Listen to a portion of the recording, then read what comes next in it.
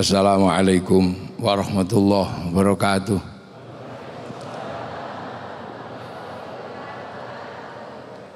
Bismillah, alhamdulillah, salatu wassalamu ala rasulillah Sayyidina Muhammad ibn Abdillah wa ala alihi wa ashabihi wa azwajihi wa dhurriyatihi wa ahli baitihi wa man tabi'ahum bi ihsan ila yaumil qiyamah.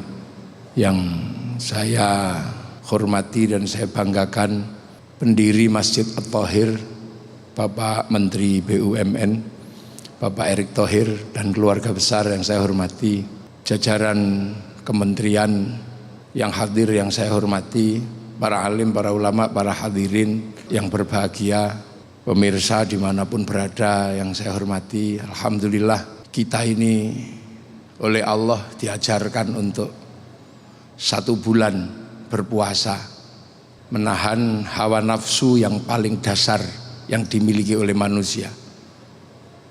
Basic instingnya manusia diajarkan untuk ditahan hawa nafsunya. Karena apa? Karena kita ini sebagai manusia kelak akan bertanggung jawab kembali kepada Allah. Sebab sebelum kita ke dunia ini, kita sudah pernah berjanji kepada Allah, dan kita pernah diregister secara khusus oleh Allah, didaftarkan dalam registrasi makhluk yang dikirim ke dunia untuk nanti kembali kepada Allah. Registrasi kita diregister di cloud-nya Allah. Jadi dunia ini ada cloud-nya, ada hard disk-nya. Ketika Rasulullah Isra Mi'raj ditunjukkan kotak segala tahu yang berisi rancangan dan program kehidupan di dunia. Cloud itu dikenal dengan nama Lauhil Mahfud. Lauhil Mahfud adalah cloud-nya Allah, dan semua agama mengenal cloud itu, hanya namanya yang berbeda-beda. Orang Nasrani, orang Yahudi menyebutnya Tabut Sulaiman. Orang Yunani menyebut kotak Pandora.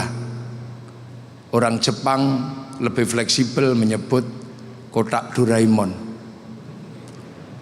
Itu adalah sebuah pandangan dan bayangan tentang cloud, tentang hard disk, tentang kotak di mana disitulah catatan seluruh kehidupan ada. Dan kita mengenal itu dengan nama Lauhil Mahfud. Dan sebelum kita ke dunia, kita sudah dicatatkan di situ, diregister di situ. Dengan ditanya, alastu birabbikum, kamu lupa tidak kalau aku ini Tuhanmu kalau kamu turun ke dunia? Maka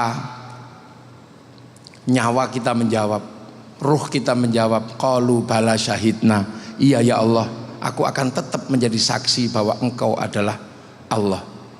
Fanfuhur ruh, maka ruhani itu dikirim ke dunia, menembus beberapa lapis langit, kemudian ditempatkan dalam jasad, yang jasad itu adalah diproduksi atau diesembling oleh orang tua kita masing-masing dari nutfah makanan yang ada di muka bumi. Nutfah itu diesembling, kemudian dijadikan segumpal darah dan dijadikan segumpal daging, dan di dalam daging itulah nyawa bersemayam. Kemudian diproses dalam waktu 9 bulan, dan selama 9 bulan kemudian keluar. Dan ketika keluar, maka yang nampak adalah jasad, dan jasad itu wujudnya mirip dengan yang mengesembling atau yang menyatukan. Kalau yang mengesembling itu Indonesia, maka keluarnya kecil-kecil dan pesek-pesek. Kalau diesembling oleh orang tua di Eropa, maka keluarnya tinggi besar, rambutnya merah. Kalau diesembling di Arab, cantik dan ganteng. Kalau di Cina, tembem, sipit. Kalau di Afrika, hitam, gosong. Nah, kalau yang ngesembling itu cantik sama ganteng, yang keluar kayak ini. Ini sesuatu. Nah, assembling ini. Nah, generasi berikutnya diesembling. Kalau nenek moyang manusia namanya Nabi Adam dan Siti Hawa, ini bail up. Jadi raga dan nyawanya dibuat di akhirat turun ke sini. Nah, begitu nyawa itu di sini, maka nyawa akan merekam kehidupan selama orang itu ada. Dan ketika nyawa turun diberi paketannya masing-masing. Paket nyawanya seberapa, paket ekonominya seberapa, paket hartanya, jodohnya seperti apa. Dan teknologi cloud itu sekarang diduplikasi oleh teknologi kehidupan modern, bahwa seluruh kehidupan hari ini diatur oleh sebuah provider atau sebuah hard disk yang ada di langit, yang namanya satelit-satelit yang ada di langit, yang kemudian diturunkan programnya ke dunia lewat kartu-kartu yang ditaruh di handphone masing-masing. Maka apapun yang dilakukan oleh handphone akan tercatat di kartu-kartu yang tersedia. Provider akan mencatat semuanya. Makanya jangan sekali-sekali korupsi menggunakan handphone, karena jejak digitalnya tidak akan pernah hilang. Begitu juga manusia melakukan apapun pasti akan dicatat oleh nyawa yang ada di dalam raga. Maka tugas daripada nyawa ini adalah merekam seluruh kehidupan. Sementara jasad yang terbuat dari dunia, dia akan punya watak dunia. Tangan ini assembling dunia, dia punya watak dunia. Seluruh tangan laki-laki pasti menginginkan sesuatu yang indah untuk disentuh. Apakah itu perempuan atau apa, semua tangan laki-laki sama. Tangan Pak Menteri juga sama, tangan Pak Kiai juga sama, tangan saya juga sama. Yang bedakan cuma rimnya saja. Insya Allah kalau Kiai itu rimnya cakram, jadi kalau mau dorong berhenti langsung mandek. Nah itu, nah semua, nah yang dilakukan tangan, yang dilakukan oleh mata, yang dilakukan oleh kaki, semua direkam oleh ruhani. Makanya ruhani itu kerjaannya seperti kerjaan kartu memori. Saya di syuting hari ini, seluruh pekerjaan saya direkam oleh syuting ini, dan semua direkam di dalam kartu memori. Setelah rekamannya itu selesai, nanti kemudian yang nyuting marah, kemudian syutingnya dibanting, nggak apa-apa, diinjak-injak nggak apa-apa. Yang penting memorinya masih ada, rekamannya masih ada. Begitu juga handphone dipakai apapun, rekamannya ada, pulsanya juga akan kepotong, dirusak handphonenya, selagi memoranya masih ada, jejak digital di hard disk besarnya masih ada. Teknologi itu terduplikasi. Makanya kartu bisa saling kirim file, bisa saling kirim gambar, bisa saling kirim foto. Begitu juga nyawa bisa saling kirim doa, nyawa bisa saling kirim Fatihah, nyawa bisa saling kirim bacaan Al-Quran. Yang penting punya cara untuk mengirimkannya. Kalau kartu dikirimkan dengan wifi, kalau tidak punya wifi, cari wifi gratisan, free wifi di warung-warung. Makanya doa juga sama, kalau disampaikan harus ada wifi-nya. Kalau tidak punya wifi, cari wifi gratisan. Wifi-nya siapa? Wifi-nya Nabi, wifi-nya wali. Kalau free wifi itu .co.id, kalau wifi-nya Nabi ila hadratin nabiyil mustafa. Kalau wifi-nya wali wa ila jami'il auliya illa minal masyariq ila maghribiyah, itu sama. Makanya nyawa dari dulu kita diajari tawasul. Tawasul itu sesungguhnya adalah apa? Tawasul adalah kirim-kirim data, kirim-kirim Fatihah, tapi kita menggunakan wifi-nya para nabi. Makanya kalau ada orang tidak percaya doa bisa dikirim, itu mungkin orang yang tidak memahami prinsip pekerjaan tawasul dan pekerjaan cloud. Kita tidak perlu datang ke Liverpool, kita tidak perlu datang ke Amerika untuk melihat tinjunya Mike Tyson atau sepak bolanya MU sama Liverpool. Tapi kita cukup tunggu di depan masjid, di depan rumah kita masing-masing, di depan televisi.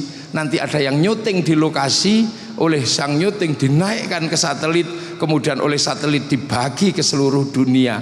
Maka semua mendapatkan bagian yang sama, tanpa harus kemana-mana. Makanya kalau ada orang tidak percaya doa bisa dibagi, orang itu nggak punya TV. Nah ini sesungguhnya sistem kerja cloud itu sudah diajarkan. Makanya kita ini sesungguhnya hari ini apa yang dilakukan oleh kita ini, bagaimana rekaman kita bagus. Nah yang membuat rekaman kita nggak bagus itu karena hawa nafsu dunia. Nah jasad ini wataknya dunia, maka jasad ini suruh merekam yang bagus itu Susah karena wataknya dunia. Sementara rohani harus laporan dengan yang bagus, bagus. Maka agar rekamannya bagus, nafsunya diturunkan lewat puasa. Kita disuruh menahan hawa nafsu, insya Allah. Kalau tangan nafsunya sudah turun, megang yang jelek, subhanallah, maka rekamannya subhanallah. Mata melihat sesuatu, masya Allah, rekamannya masya Allah, rekamannya bagus. Tapi kalau nafsunya gede, rekamannya nggak pernah bagus. Lihat apa, wow, rekamannya wow, wo gitu rekamannya. Lihat apa, orang beli TV, kredit, rekamannya kredit. Tapi kalau nafsunya udah turun kendo, masya Allah, alhamdulillah. Sendalnya hilang. Kalau nafsunya masih tinggi, kambing yang nyuri. Nanti kemudian ketika di print out keluar kambingnya dipanggil sama Allah. Hei Bing, kenapa kamu ada dalam hatinya orang ini? Saya nggak terima sama orang itu ya Allah. Masa saya dituduh nyuri sendal, padahal dia akan tahu seumur-umur gak ada kambing kok nyuri sendal. Saya nggak terima dia. Loh, ini rekamannya bagus. Makanya kalau orang ini rekaman nafsunya udah kendo, turun enak. Apapun rekamannya bagus. Bahkan lihat ayam naik masjid, rekamannya bagus. Alhamdulillah ada ayam naik masjid At-Thahir. Kapan ayam itu berak? Begitu ayam itu berak cerot, alhamdulillah, akhirnya saya bisa praktek toharoh, membersihkan tai ayam dari atas masjid. Rekamannya selalu bagus. Makanya orang kalau rekamannya bagus ini indah. Jadi kita ini biar rekamannya bagus, sambil sekali-sekali download file-file Allah di Lauhil Mahfud, kita download file Al-Quran, kita download. Kalau kuat download 30 juz, kita download 30 juz. Kalau kuatnya cuma download Yasin, kita download ya Yasin. Kalau kuman downloadnya cuma kulhu, ya kita download kulhu. Kita cari counter-counternya. Kalau mau download 30 juz, counternya pondok tahfidzul Quran. Kalau cuman mau download Yasin, cari counter Yasinan. Kalau cuman mau download kulhu, cari counter kecil namanya tahlilan. Kalau ibu-ibu mau download satu huruf gak apa-apa, karena bisanya cuma satu huruf. Kalau dipanggil suaminya jawab nun, itu juga satu ayat Al-Quran. Loh, ini di download. Jadi ketika nanti kita bisa pulang, ini rekamannya biar bagus. Karena jasad ini rekamannya nggak pernah bagus. Diajak sholat masih saja dunia. Allahu Akbar. Ini wajhtu wajhiya. Tapi karena mata itu dunia, begitu bar ini wajah tuh lihat dunia, sarungnya bolong. Keping ini dunia, Allahu Akbar, ting ting ting, bakso keluar, bakso rekamannya bakso. Bismillahirrahmanirrahim. Sabbihisma rabbikal a'la alladzi khalaqa fasawwa. Lama ini lama ini. Rekaman ini gak pernah bagus. Makanya orang itu kalau nafsunya diturunkan, nafsu dasarnya turun, insya Allah rekamannya bagus. Makanya nafsu itu jangankan ke barang haram, ke barang halal pun bisa merusak hubungan kita kepada Allah. Contoh, orang hidup di Jakarta, ya mungkin Pak Erik di Jakarta dari kecil, tapi sekian lama hidupnya di Amerika. Nah di sana tiba-tiba di sini rindu makanan Amerika, mungkin rindu namanya apa yang bulat itu, yang burger. Wah, pengen burger terenak di Los Angeles, dalam 1 bulan merindukan itu. Akhirnya kemudian sampailah pergi ke Los Angeles. Begitu di Los Angeles, burger itu nggak ada yang buka karena hari libur. Akhirnya setiap hari membayangkan burger itu. Satu ketika kemudian main ke rumah Menteri Pertahanan Amerika. Di situ disuguh burger yang sama. Hati-hati jangan dimakan, karena itu halal buat jasmani, haram buat ruhani. Karena begitu dimakan, nikmatnya pasti luar biasa. Karena 1 bulan didorong oleh nafsu makan burger itu. Akhirnya begitu dimakan, nikmatnya luar biasa. Akhirnya kemudian main lagi ke rumah Bapak Menteri BUMN-nya Amerika. Ternyata Menteri BUMN Amerika habis main dari Menteri Pertahanan, dikasih oleh-oleh burger yang sama. Begitu disuguhkan, silahkan Pak Erik, ini burger paling enak. Karena sudah keturutan di rumahnya Menteri Pertahanan, maka nafsunya sudah nggak ada. Akhirnya kemudian karena nggak enak dimakan juga. Begitu dimakan juga, apa yang terjadi? Enak yang kemarin di rumahnya Pak Menteri Pertahanan. Bayangan ini akan hadir enak yang kemarin. Begitu kita membayangkan yang kemarin, kita ribut sama Allah. Karena hari ini kita dibagi burger yang itu, masih tidak terima membayangkan burger yang kemarin. La in syakartum la azidannakum wa la in kafartum inna adzabi lasyadid. Inilah makanya nafsu yang turun kemana-mana, kita akan bisa melihat di mana-mana ada jamalullah, ada keindahan Allah. Dan disitulah orang yang merasa dimanapun ada Allah, karena kita nafsunya turun, akan menjadi orang yang takut kepada Allah. Dan takwa itu adalah apa? Takwa adalah kemanapun kita menghadapkan wajah, kita merasa diawasi oleh Allah. Dan teknologi itu sekarang diduplikasi oleh manusia. Teknologi cloud itu, teknologi cloud itu diduplikasi. Jadi teknologi hari ini sesungguhnya adalah teknologi yang sudah dibayangkan dan sudah diperlihatkan oleh Allah. Karena Nabi kita adalah Nabi yang naik ke langit. Nabi yang naik ke langit ditunjukkan cloud. Dan sekarang dengan teknologi cloud itu, kita hanya berhubungan dengan harddisk itu. Kita berhubungan dengan harddisk itu. Makanya dunia ini percepatannya luar biasa, karena semuanya kemudian menggunakan cloud. Percepatan inilah yang membuat hidup kita serasa ngos-ngosan, serasa capek. Bahkan dengan cloud ini kita bisa melakukan apapun. Dunia kita ada di dalam smartphone. Apapun jejak digitalnya sekarang ada di situ. Dan file dunia semuanya ada di situ. Makanya kalau sekarang ada corona, nggak usah heran. Corona ini bukan penyakit aneh. Karena apa? Corona ini sifatnya transnasional. Karena manusia kehidupannya sekarang transnasional. Dan corona bukan penghambat. Karena corona hanya minta social distansi. Corona itu hanya minta pembatasan social distansi. Sementara kalau corona hanya minta social distansi, maka 10 tahun yang lalu kita sudah disosial distansi oleh teknologi. Jadi teknologi sudah mensosial distansi manusia semenjak 10, hampir 15 tahun yang lalu. Dulu sebelum corona pun kita sudah bisa tidur di kamar tanpa harus membaca koran. Kita bisa membeli sesuatu tanpa harus pergi ke warung. Kita bisa melihat sesuatu tanpa harus ke tempatnya.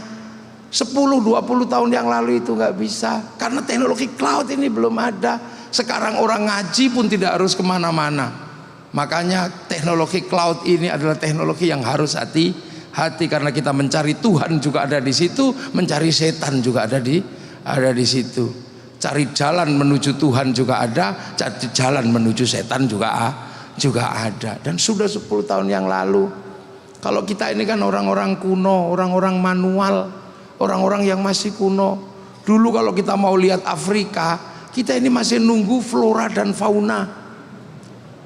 Seharian ditunggu yang datang Pak Harmoko. Seharian ditunggu yang datang Pak Murdiono. Sekarang dengan teknologi baru, kita tinggal buka saja. Tinggal buka, nggak harus kemana-mana, nggak harus berdesak-desakan di depan TV. Kita tinggal ketik tengu Afrika, keluar. Kucing Afrika, keluar. Apapun yang ada di situ bisa keluar semua. Itulah. Jadi semuanya tersedia dan semuanya ada. Dulu kalau kita rindu kepada kekasih, kita ini masih menggunakan kata-kata yang sangat panjang. Dan kata-kata itu menghasilkan industri kerinduan. Industri kerinduan, ada industri kertas warna pink, ada industri pulpen warna merah, ada industri perangko, ada industri pos, dan semuanya sekarang tidak ada. Karena apa? Itu sudah tidak dibutuhkan. Runtuh semua, ini dunia baru.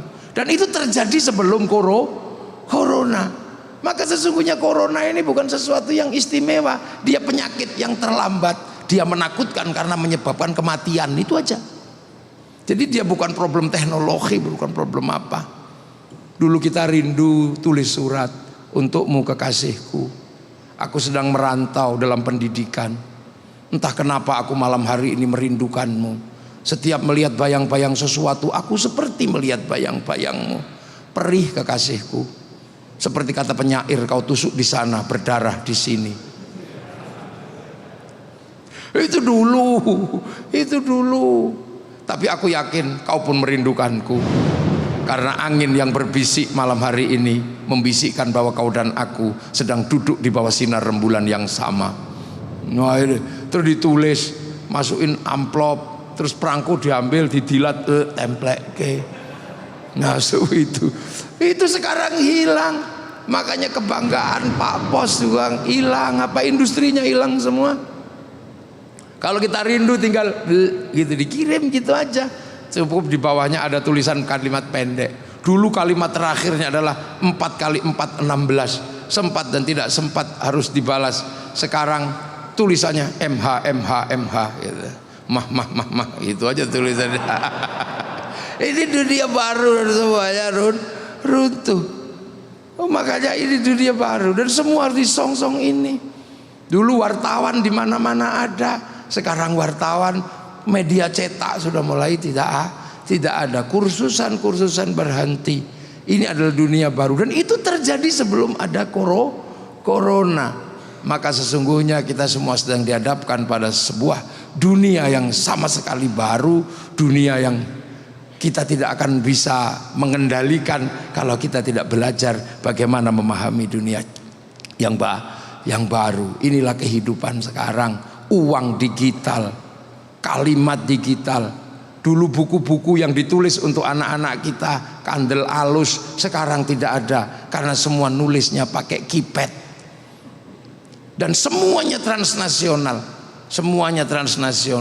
makanan transnasional, budaya transnasional, teknologi transnasional.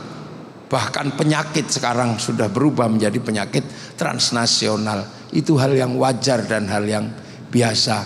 Maka kita sebagai kaum muslimin menghadapi situasi seperti itu bukanlah sesuatu yang mudah, karena ini dunia. Dan dunia ini adalah apa yang harus kita lewati untuk kembali kepada akhirat. Maka agama pun harus hati-hati dan waspada dalam situasi ini. Karena apa? Agama dipakai oleh orang di dunia dan dunia berubah dan berkembang. Maka pemahaman orang terhadap agama pun juga tidak statis, dia akan dinamis. Nah, hal-hal seperti ini harus direspon dengan bagus. Ngaji sekarang sudah tidak lagi datang ke tempatnya hanya karena di sini masjidnya bagus, maka kita tidak virtual, tapi kita datang ke masjid ini karena sekalian melihat mahakarya Masjid At-Thohir yang dibangun oleh Bapak Erick Thohir. Lihat, dan ternyata masjid ini luar biasa. Dan masjid ini mungkin suatu saat hanya akan ada orang yang sholat, karena jamaah berikutnya adalah akan sholat di Masjid At-Thohir secara virtual. Itu bisa terjadi. Tinggal dicari dasar hukumnya, karena selama pandemi juga sudah ada Jumatan virtual. Dan teknologi ini tidak pandang apapun, tidak pandang bulu, semuanya bisa pakai, seluruh dunia bisa pakai, di pedalaman dunia manapun bisa pakai. Nah, ini dunia yang berkembang, maka responnya hati-hati. Kita sebagai orang beragama, kita sebagai orang muslim, kita harus waspada dengan perubahan ini. Dan ini bukan sesuatu yang harus dihentikan. Karena apa? Kita tidak mungkin bisa menghentikan pergerakan peradaban seperti ini. Karena apa? Agama bergerak seiring dengan perjalanan manusia yang bergerak. Tantangan-tantangan ini pasti akan ada. Karena manusia pada dasarnya adalah manusia itu dinamis. Perubahan pasti terjadi. Dari manusia yang bercocok tanam, menggunakan sapi, Manusia kemudian capek menggantikannya dengan traktor sehingga sapi istirahat, dan sekarang menjadi traktor. Nanti traktor juga lama-lama akan istirahat dan kita nggak tahu akan terjadi apa. Udah agama seperti itu. Makanya jangan hitam putih. Misalnya saya kiai, saya bisa mengajarkan agama yang baik, bagaimana sholat yang baik. Tapi sholat itu nutup aurat, karena kita di dunia. Tutup aurat itu urusannya kain. Kain itu urusannya pabrik kain. Urusan pabrik kain kiai sudah tidak tahu entah siapa yang memproduksi kain. Karena kain urusannya pabrik kain. Sholat itu harus toharoh. Toharoh itu urusannya pakai air. Air itu urusannya sekarang pakai sanyo. Kiai sudah gak sanggup mikir sanyo. Ada urusan yang ngurus sanyo karena dia dunia. Setelah dari sanyo diurus pakai pipa. Yang ngurus pipa pabriknya lain lagi. Kiai bisa ngajarkan haji yang paling mabrur sekalipun bisa diajarkan, tapi urusan pemberangkatan itu urusannya pesawat. Pesawat urusannya Boeing sama urusannya Airbus. Itu urusannya Yahudi sama urusannya Nasrani. Makanya hati-hati, kalau Yahudi kamu bunuh semua, kamu bisa pergi haji dengan berenang. Ini dunia seperti itu. Kita nggak bisa terus kemudian nih. Makanya pemerintah Arab Saudi menyambut tamunya Allah juga sama, karena tamu itu berbeda-beda. Urusan haji, urusan tawaf bisa ditata oleh kaum muslimin, tapi urusan penginapan difasilitasi oleh pemerintah Saudi. Tapi pemerintah Saudi manggil orang Amerika yang juga bukan Islam, namanya Paris Hilton, untuk membangun hotel Hilton. Semoga tahun depan atau tahun berikutnya pemerintah Saudi memanggil Pak Erick Thohir untuk membangun hotel At-Thohir di Saudi Arabia. Gitu. Kalau selama ini kemudian orang capek di sana, mungkin karena tamu Allah berbeda-beda. Ada yang makanannya adalah makan unta, mungkin capek makan unta, maka kemudian pemerintah Saudi memanggil ayam goreng dari Amerika. Maka tidak tertutup kemungkinan nanti pemerintahan Saudi Arabia memanggil Pak Buas untuk apa? Membangun rumah makan di Saudi Arabia. Itu penting. Karena apa? Ini dunia. Makanya agama begitu dipakai oleh manusia, dialah bukan sesuatu yang bisa independen, dia tidak freelance. Karena dunia ini adalah bagaimana kita menanam untuk kehidupan akhirat. Maka manusia terdepan, manusia yang milenial adalah manusia yang bisa memahami bahwa semua saling terkait dan saling membutuhkan. Semoga semua yang kita lakukan malam hari ini mendapat ridho dari Allah Subhanahu wa ta'ala, dan Masjid At-Thohir menjadi masjid yang semakin makmur untuk syiar-syiar agama Allah Subhanahu wa ta'ala. Assalamualaikum warahmatullahi wabarakatuh.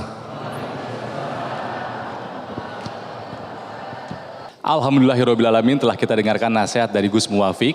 Memang itu adalah ciri khas dari beliau ya, pengajiannya tidak membuat kening berkerut gitu kan ya. Pengajiannya santai, diselingi dengan tawa, tapi penuh dengan pemaknaan yang dalam ya.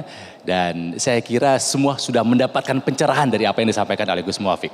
Nah sekarang kami akan berikan kesempatan kepada para jemaah, jika ada yang ingin bertanya silahkan disampaikan langsung ke Gus Muwafiq. Silahkan Bapak dan Ibu para jemaah, apakah ada yang mau bertanya? Oke, oh ini ada sahabat saya, ada Bayu Oktara. Silahkan Mas Bayu. Terima kasih Kang Onal. Assalamualaikum warahmatullahi wabarakatuh. Nama saya Bayu Oktara.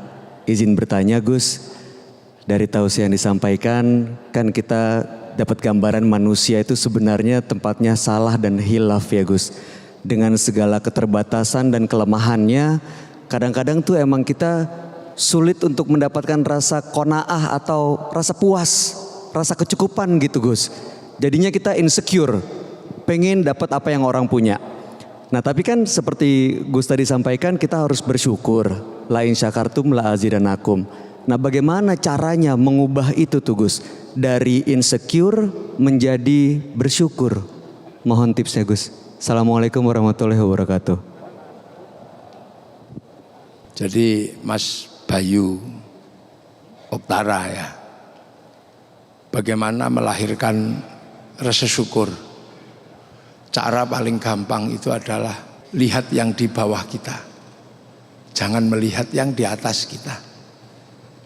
Lihatlah apa yang kita miliki dan lihatlah apa yang dimiliki orang-orang di bawah kita. Itu hal yang paling sederhana. Tapi karena syukur itu sesungguhnya adalah sifat yang diberikan oleh Allah kepada manusia, yang manusia sendiri memang tercetak dari material-material dunia. Yang material dunia itu adalah material-material yang memang susah untuk bersyukur. Jadi material dunia ini memang susah untuk bersyukur. Tangan ini material dunia, dia susah untuk bersyukur. Mata itu material dunia, dia susah untuk bersyukur. Sementara syukur itu adalah harapan hati untuk bisa menerima keadaan apapun yang diberikan oleh Allah. Harapan syukur itu pasti diharapkan oleh hati. Tapi struktur manusia itu adalah struktur yang memang susah untuk bersyukur. Maka syukur itu bisa dilatih. Cara melatihnya adalah bagaimana kita tidak melihat ke atas, tapi lihat kita yang di bawah kita. Kalau kita lihat orang naik mobil, kita sudah punya mobil, maka yang kita lihat adalah di bawahnya mobil ada orang naik motor, bawahnya lagi dan seterusnya. Itu tips atau cara yang paling sederhana. Tapi sesungguhnya karena syukur itu adalah pemberian Allah, maka kita berharap. Makanya syukur itu diminta kepada Allah. Ya Allah, jadikanlah hambamu yang selalu bersyukur. Jadi pemberian Allah sesungguhnya. Makanya kita berharap selalu minta, jadikanlah hamba ini adalah orang yang bersyukur. Makanya kita jangan lupa kita minta, karena syukur itu given, syukur itu pemberian. Walaupun kita punya tips yang sedemikian banyak, kalau Allah tidak memberikan kita watak syukur, kita juga tidak akan menjadi hamba yang bersyukur. Maka selalulah kita minta kepada Allah, ya Allah, jadikanlah hambamu adalah hamba yang bersyukur. Itu. Alhamdulillah, itulah caranya bagaimana merubah insecure menjadi bersyukur. Baik, kesempatan berikutnya saya berikan kesempatan untuk yang mau bertanya lagi. Mungkin dari jemaah perempuan. Oh ada, silakan. Dimohon berdiri, perkenalkan siapa namanya dan langsung pertanyaannya. Silakan. Assalamualaikum Gus, perkenalkan nama saya Firza. Assalamualaikum juga Pak Menteri dan jajaran direksi lainnya. Saya izin bertanya. Sekarang ini di kehidupan modern, sosial media membuat kita mudah untuk melihat kehidupan orang lain dan akhirnya kita jadi membandingkan pencapaian orang lain dengan pencapaian kita. Nah, bagaimana kita sebagai manusia agar tetap percaya dengan apa yang sudah ditetapkan oleh Allah Subhanahu wa taala? Dan satu lagi, bagaimana menurut Gus cara kita sebagai manusia dapat mengimbangi kemajuan teknologi agar tidak melampaui batas dari apa yang syariat Islam ajarkan? Terima kasih. Jadi kita ini memang masuk di sebuah zaman yang memang serba terbuka. Bahkan ditutup pun dibuka. Ini zaman ini. Karena media sosial sifatnya adalah membuka untuk eksis, untuk eksistensi diri. Nah, begitu kita melihat sesuatu yang terbangun untuk membangun eksistensi diri, maka sesungguhnya juga tidak salah kalau kemudian manusia juga menunjukkan eksistensinya, berlomba-lomba untuk menunjukkan eksistensi kebaikannya, tidak ada masalah, lakukan. Karena memang manusia itu punya watak kompetisi. Dan dunia menjadi seperti ini karena kompetisi. Semua bangsa punya kompetisinya masing-masing. Cuman kompetisinya harus mengukur diri. Seperti Indonesia boleh berkompetisi, tapi ukur. Jangan memaksakan diri berkompetisi dengan sepak bola. Kita nggak mungkin bisa mengalahkan orang Eropa yang tinggi. Kita nggak mungkin bisa berkompetisi dengan orang Eropa dalam hal basket. Tapi dengan yang lain mungkin kita bisa berkompetisi dengan kelereng misalnya. Bisa. Dengan pingpong. Dengan apa? Kita ini terbuka. Dan kompetisi itu boleh. Bahkan mungkin agak sedikit kasar-kasar dikit juga boleh, namanya kompetisi. Itu. Dan itu watak manusia. Kehidupan seperti ini adalah karena kompetisi. Jadi nggak ada salahnya. Dan kita menikmati kompetisi itu. Seperti juga bangun masjid. Kalau Pak Erik tidak pernah melihat masjid yang lain, mungkin juga nggak kepingin bangun masjid yang seperti ini. Ini adalah sesuatu kompetisi. Fastabiqul khairat, berlomba-lomba dalam kebaikan. Dan gak ada masalah. Misalnya kemudian terbersit, memang masjidku bagus, gak apa-apa. Karena memang bagus. Tapi yang tidak boleh, kalau gak aku, enggak. Nah itu gak boleh. Kalau bukan aku, enggak. Tapi kalau cuma, bagus ini. Alhamdulillah saya bisa bikin masjid bagus ini. Ya, nah itu tidak apa-apa, kompetisi seperti itu bisa. Nah, bagaimana kemudian kita mengontrol? Nah ini yang kemudian butuh, sebenarnya kita nggak bisa. Terus kemudian bagaimana kalau kita dengan melampaui ini dan tetap berada dalam ruang Islami? Itu bukan perdebatan mudah, karena membicarakan tentang konsep keislaman itu tidak bisa dengan digeneralisir menjadi satu, ini yang Islami, ini yang tidak. Nah, hari ini aja kita bisa lihat betapa beberapa konsep yang ditawarkan orang merasa lebih Islami daripada yang lain. Ini kan hari ini banyak sekali yang kemudian memaksakan ini yang paling Islam, ini yang tidak. Ini gubernur yang paling Islam, ini yang tidak. Ini presiden yang paling Islam, ini yang tidak. Karena saking ini situasi-situasi seperti itu ini terjadi. Orang berdoa begini ngangkat tangan dibilang itu enggak Islami, yang Islami yang diem. Orang lagi berdoa pakai ini, berdoa dengan menggunakan cara-cara yang selama ini enggak dikenal, ini Islami, ini tidak. Pawang hujan dibilang ini enggak Islami, ini yang Islami. Ini jadi konsep ini memang bukan sesuatu konsep yang mudah. Ini bukan konsep yang mudah yang enggak bisa digeneralisir. Tentang kerudung, ini yang paling Islami, ini yang tidak, ini yang jilbab, ini yang hijab. Hari ini memang butuh pembelajaran, dan insya Allah nanti dengan terbukanya media-media sosial, orang akan punya pemahaman yang bagus dan semakin ke depan, bukan kemudian semakin mundur. Ini sebenarnya era keterbukaan, ini era pembelajaran yang luar biasa. Bisa. Yang jelas bahwa Islam itu apa? Syahadat. Islam itu apa? Sholat. Sudah. Islam itu apa? Zakat. Islam itu apa? Puasa. Islam itu apa? Haji. Sudah, itu Islam. Sholat, ya sudah. Yang paling Islami itu apa? Rukuhnya yang merah, apa rukuhnya yang hitam? Itu nggak usah diperdebatkan. Mukenanya yang panjang, apa yang batik-batik? Nah itu perdebatannya di situ. Sholat itu apa? Pakai masjid. Apakah masjid yang lurus atau yang menceng? Nah itu yang nggak akan berhenti. Ya, haji, apakah kemudian haji ini yang ke Mekah ini kemudian pakai apa? Pendanaan bank atau pendanaan tabungan apa? Nah ini adalah mekanisme-mekanisme yang selama ini kemudian membuat kita ini berbeda-beda tentang mana yang syar'i dan mana yang bukan. Tapi semua manusia berusaha untuk syar'i. Apakah masjid yang syar'i itu masjid yang polos, nggak ada kaligrafinya? Apakah masjid yang syar'i itu masjid yang ada kaligrafinya? Ini selama ini yang membuat kita ini berbeda paham dan berbeda pendapat tentang sesuatu. Selagi masih syahadat, masih sholat, masih zakat, masih puasa, masih haji, itu masih berada dalam ruang yang Islam. Berikutnya saya berikan lagi kesempatan untuk bertanya. Silakan mungkin dari jemaah pria. Oke, silakan. Oh, dari sahabat saya ini, Cesar Gunawan. Silakan Cesar.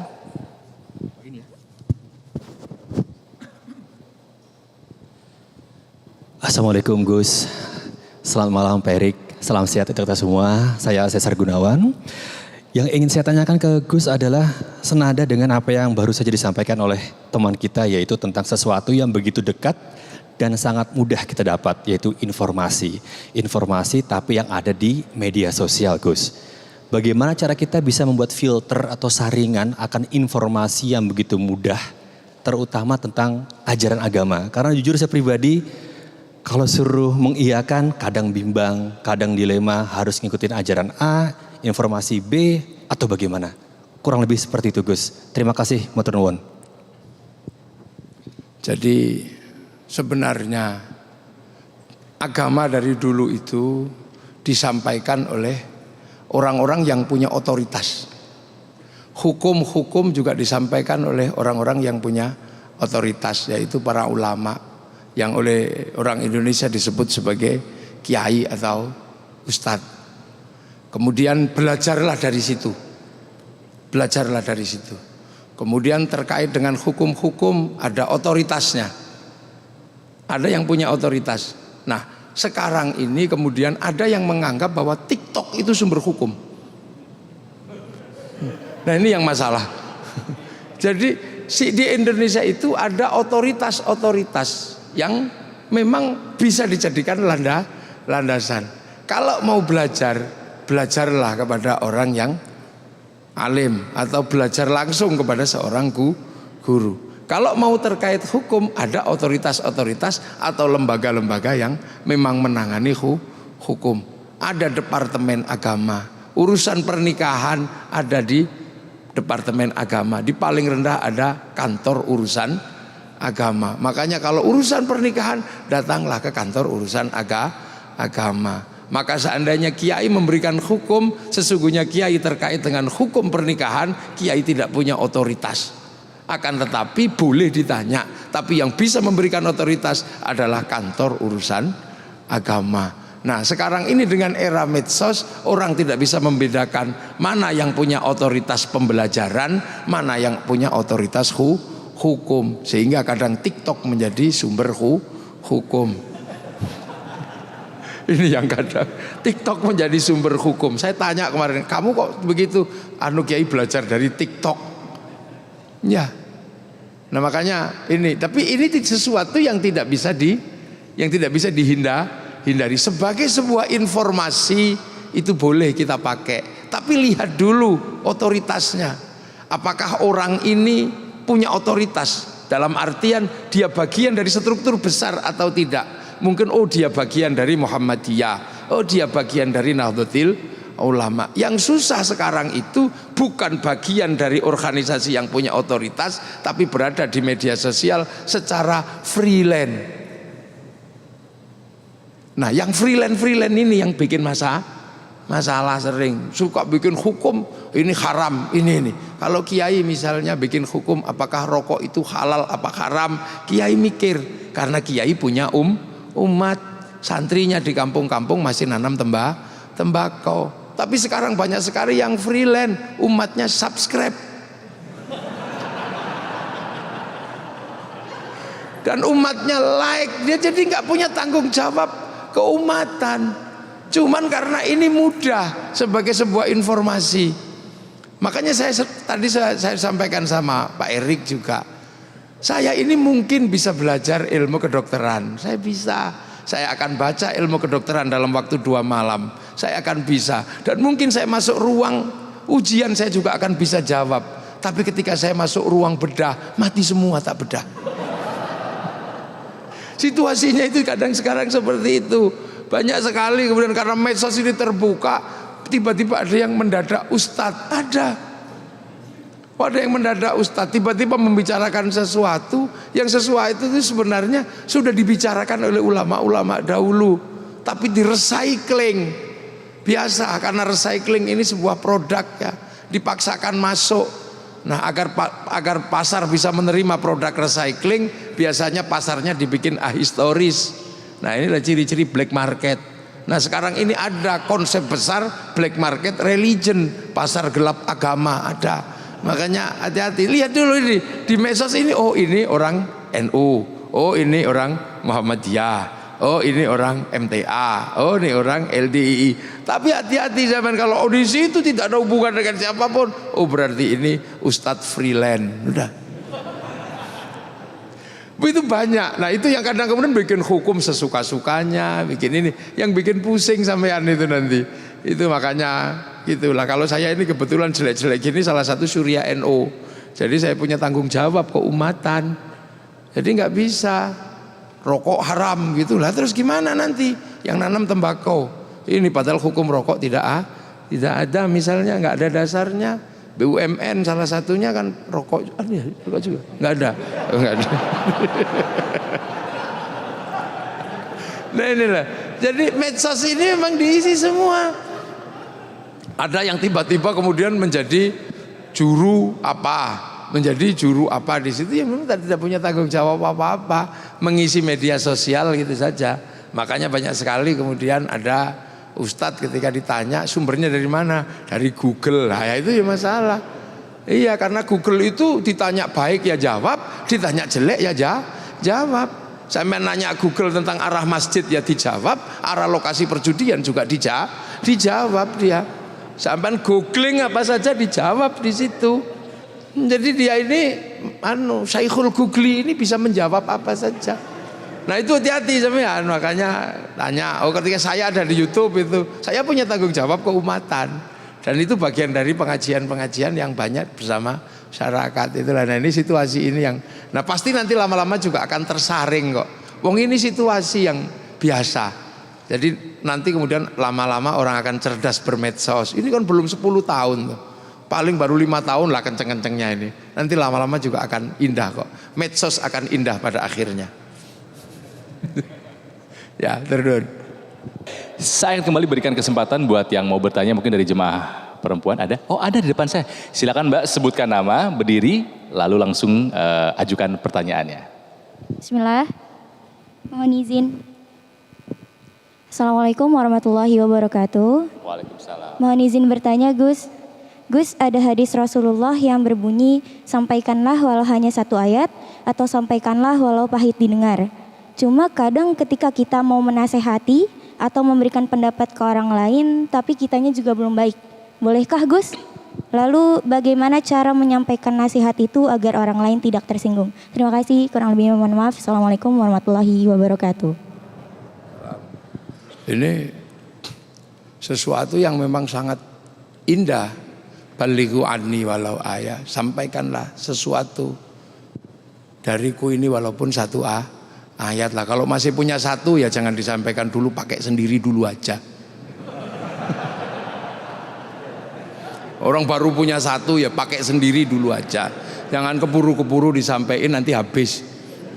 Jadi kalau masih baru punya 1 itu pakai dulu aja sendiri, dirasakan ini sambil cari yang ayat kedua, ayat ketiga. Nanti kalau sudah komplit ya, karena mengajak dengan 1 ayat itu ya nanti kehidupan itu kan nggak berdiri sendiri. Jadi tahu bab makan itu, tahu bab makan, maka kemudian marilah kita berdoa dengan cara Allahumma barik lana fima razaqtana wa qina adzabannar. Makanan harus halal ya. Terus lama-lama begitu ada yang mikir ketika orang makan ini di warung itu, ini cara nyembelihnya gimana, ini halal apa haram, dia belum tahu dalilnya halal haram, nanti pusing itu malam-malam bulat. Jadi kalau masih punya 1 ya dipakai sendiri aja, semoga aja cukup. Nah itu 1 ayat itu kamu pakai insya Allah masuk surga itu kalau udah gitu ya, sampai kemudian 1 dipakai ini. Kenapa? Karena ud'u ila sabili rabbika itu bil hikmah. Hikmah itu suatu yang luar biasa, laku batin dan laku teks itu komplit. Itu berat itu sudah kalau di situ, kalau sudah ud'u ila sabili rabbika bil hikmah wal mau'izatil hasanah wajadilhum billati hiya ahsan. Oh itu berat itu sudah kalau itu. Nah jadi makanya kalau masih baru punya 1 ya pakai sendiri aja lah, baru kemudian nanti daripada nanti bingung nyari yang kedua, bingung nyari yang ya, dalam hari ini, karena sebenarnya maksudnya bukan seperti itu dulu tuh nggak seperti itu. Jadi sampaikanlah walau 1 ayat, jadi orang menyampaikan kepada orang 1 ayat. Tapi sekarang kan kebalik situasinya, baru 1 ayat dia punya sudah ngajak yang lain. Nah itu yang sering menjadi masalah. Sesungguhnya maksudnya bukan itu, maksudnya adalah sampaikan kepada orang walaupun 1 ayat. Misalnya kayak perempuan yang nggak bisa baca Quran setiap hari, bisanya cuma nun, ya sampaikanlah kalau panggil suamimu jawab nun, itu 1 ayat. Atau kemudian diajari 1 ayat Bismillahirrahmanirrahim, maka kalau kamu megang sesuatu, melakukan apapun, mulai dengan Bismillah. Tapi kalau misalnya kemudian kita baru 1, ya jangan ngajak yang lain dulu.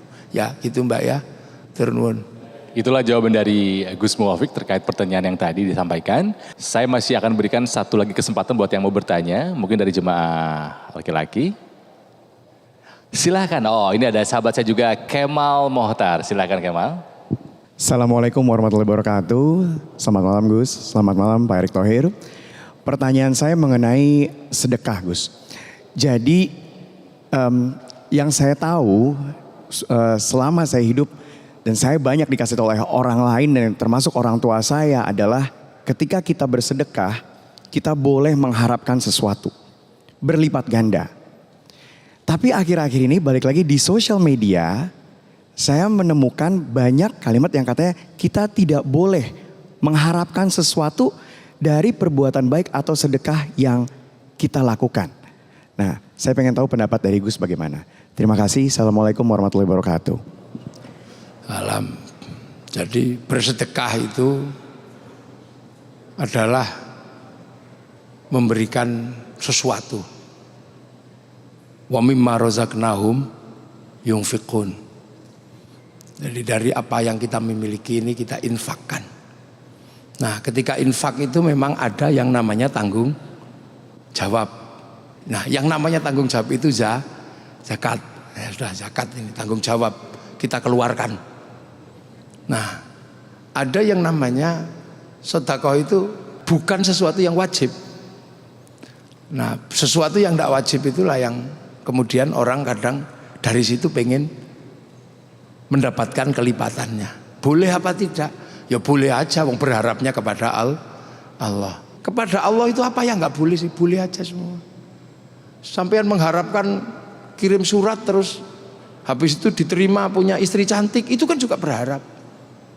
Terus kemudian ada yang puasa 3 hari 3 malam berharap naik jabatan, boleh. Sedekah waktu tiba-tiba pengen mendapatkan berlipat ganda, boleh aja.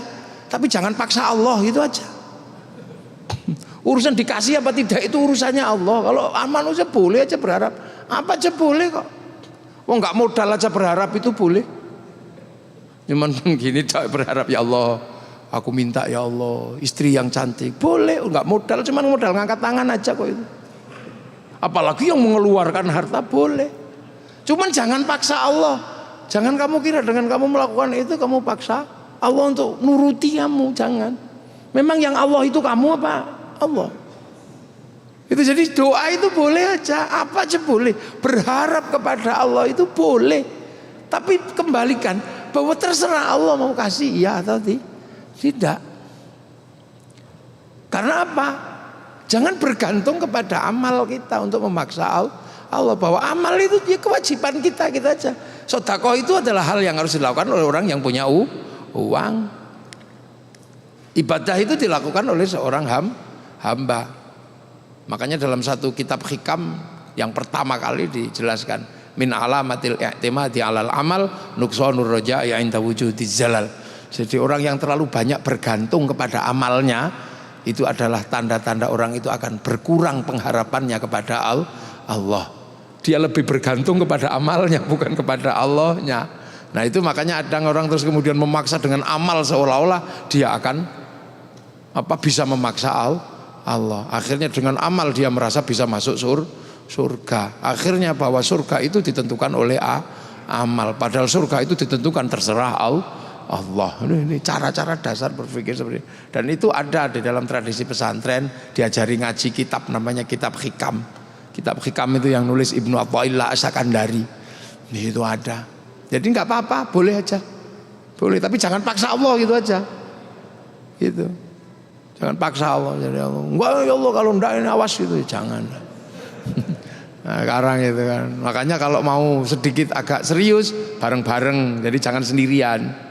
Nah sekarang orang itu mau maksa Allah sendiri-sendiri. Makanya kiai itu kalau dulu punya hajat besar bareng-bareng. Jadi nggak sendirian biar pantas. Makanya terus kalau doa bareng-bareng sak masjid itu bismillahirrahmanirrahim, yang lain amin. Amin gitu. Nah itu sebenarnya cara-cara agar pantas ketika minta bareng amin. Kalau kecapean amin gitu. Sama sholawat juga doa. Tapi biar dilihat Allah bareng-bareng sholawatan gitu. Sampai kemudian ada gagang pancing begini-begini, ada apa, itu kan ada spanduk, ada apa. Itu sebenarnya dalam rangka apa? Dalam rangka adalah kebersamaan kita itu diharapkan dilihat oleh Allah. Jadi minta boleh, jangan paksa Allah ya. Karena lalu langsung kita kemudian merasa bahwa dengan amal kita ini akan mendapatkan dari Allah, maka kita lebih banyak bergantung kepada amal, bahwa kita lupa pada Allah, bahwa kita sampai ke sana itu terserah Allah, bukan karena kendaraan kita. Terunun.